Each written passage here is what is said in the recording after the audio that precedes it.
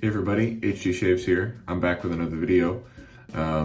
Sorry for the couple weeks without any videos uploaded there. I took a bit of a extended vacation to a somewhat exotic place, which maybe I'll tell you more about in a future video when I use some of the local shaving products that I picked up while I was over there. But anyway, it's nice to be back in my typical shave den here, and yeah, just wanted to use something today that would sort of get me back into the winter spirit here. And so first of all, why don't we talk about the brush first. So this is a 24 millimeter Decoration Grooming B8 knot. I recently had it moved into this handle from a previous handle, thanks to Steven over at Dogwood Handcrafts. Thank you, Steven, for doing this. And this is an old-ish Dogwood Handcrafts handle made by Steven, I think maybe 1 or 2 years ago.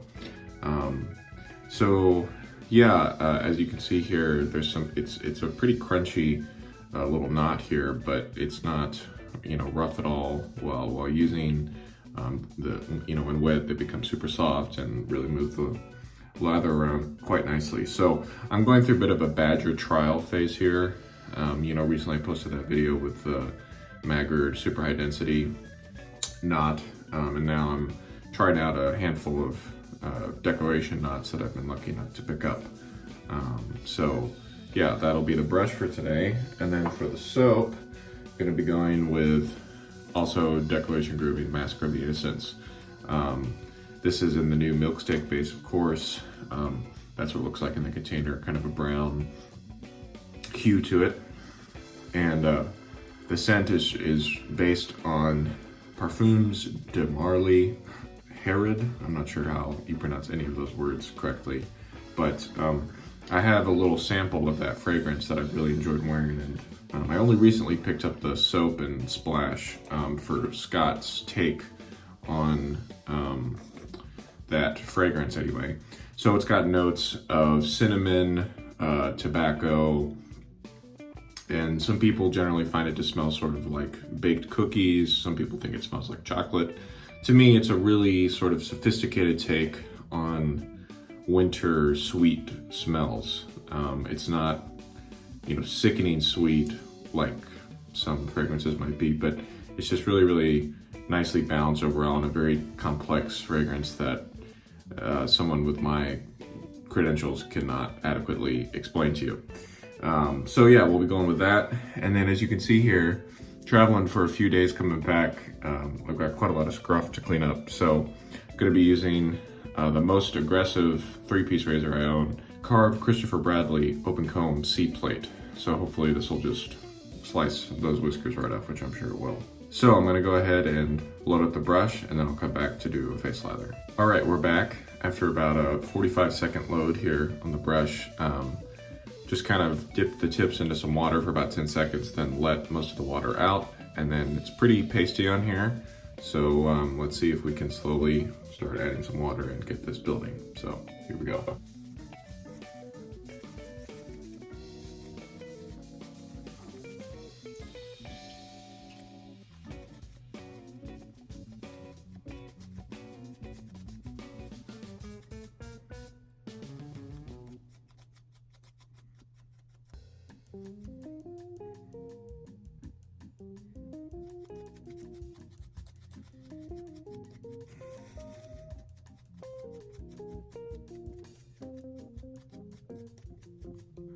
Okay, so what you probably just saw, I say probably because I haven't edited this video yet, you probably saw that I started off with way too pasty on the brush. I was actually surprised that the brush picked it up, given that it was that dry.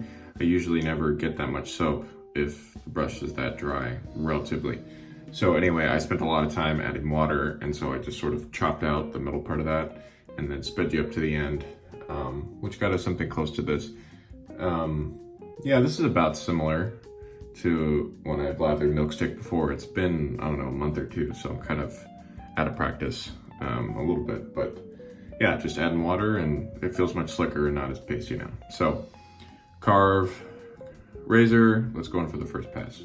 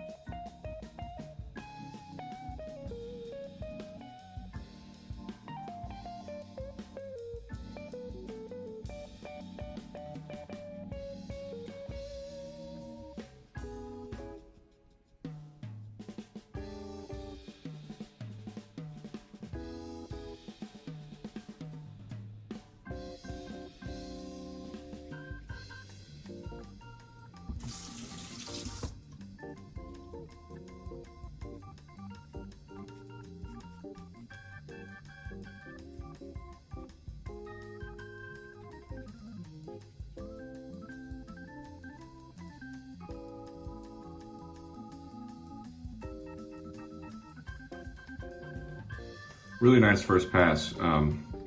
Man, this open comb is just tearing through this thing. My hairs are really thick and dense sometimes, like especially down here, and so you kind of feel them being a little resistant to this, but then I just adjust my angle slightly, slices right through. So yeah, really nice. There's probably gonna be more water added for the second pass here to the lather, but yeah, let's go ahead and go for the second pass.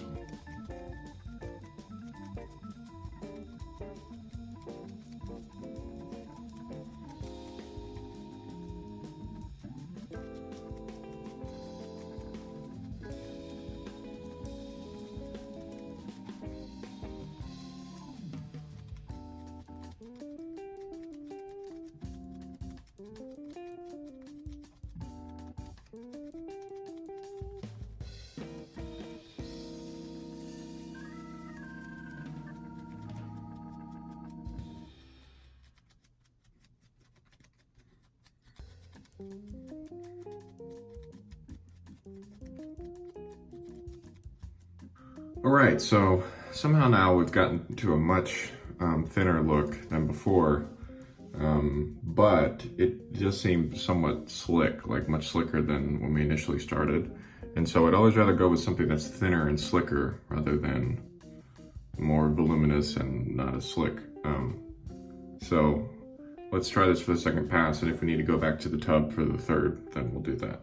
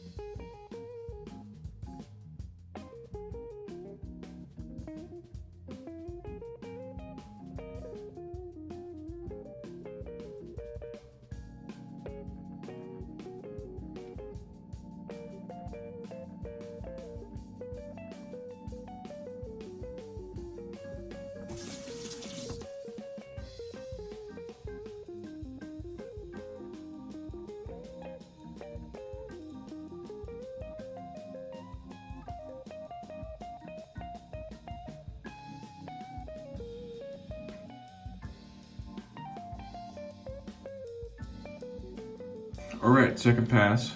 You know, it was really thin, but it didn't feel that much worse to me than the previous pass. Just for fun, I'm gonna try adding a little bit of soap to the brush for the third pass here, all right?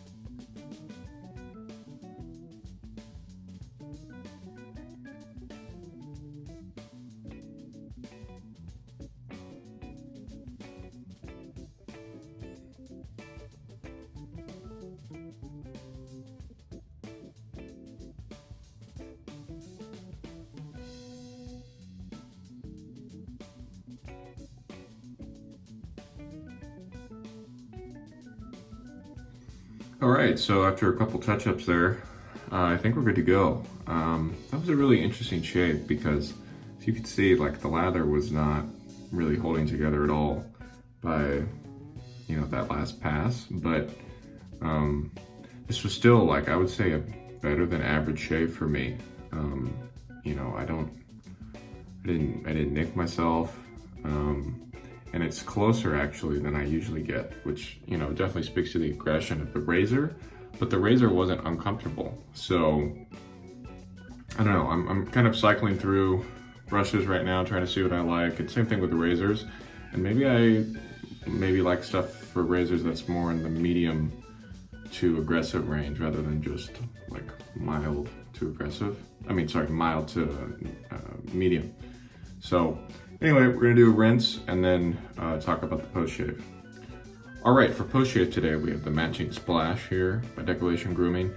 I usually like to use a balm like the Zingari balm in the winter, but in addition to being known for its great soaps and brushes, Scott at Decoration Grooming is also known to make some of the best splashes on the market. Some of the ingredients include witch hazel, leaf juice, sea buckthorn, white willow extract, grape seed extract. Good stuff. It is mentholated, although now he's offering these where you have the choice to add the menthol drops or not. I just decided to go for it. So yes, and with this, you're supposed to shake it before you use it. I hadn't been, and then Scott told me that I should. So here we go. The scent, I get a little more citrus out of this than the soap for some reason, or the fragrance for that matter.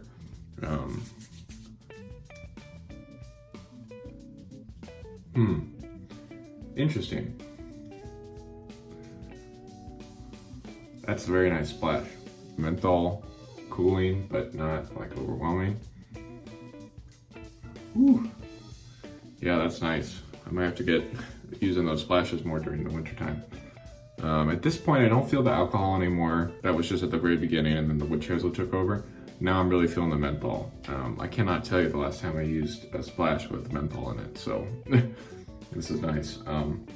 Yeah, in regards to the fragrance, you know, it's funny, like the different mediums, like whether you're smelling something in a soap or a splash or a balm or fragrance, just the medium itself, whether it's more solid like a soap or more liquidy like a balm, or even more liquidy when it's just like a fragrance. It really does vary, you know, from state to state. So it's kind of nice to smell all of these different versions kind of of the same scent, basically. So yeah, thanks for watching this with me today. This was just a spontaneous, I'm home now after being gone, let's try out some new stuff. And so, you know, I don't claim to be an expert on any of these shaving tools that we have. And, you know, I'm just trying things out and seeing what works and seeing what doesn't. I always appreciate the comments for people talking about, you know, specific technique stuff that I could consider. Got some good ones on the last one where I was using the Nordist soap by Barrister and Mann. So yeah, let's, you know, keep the conversation going. Thanks for watching, and leave a comment. Love to hear from you. Cheers.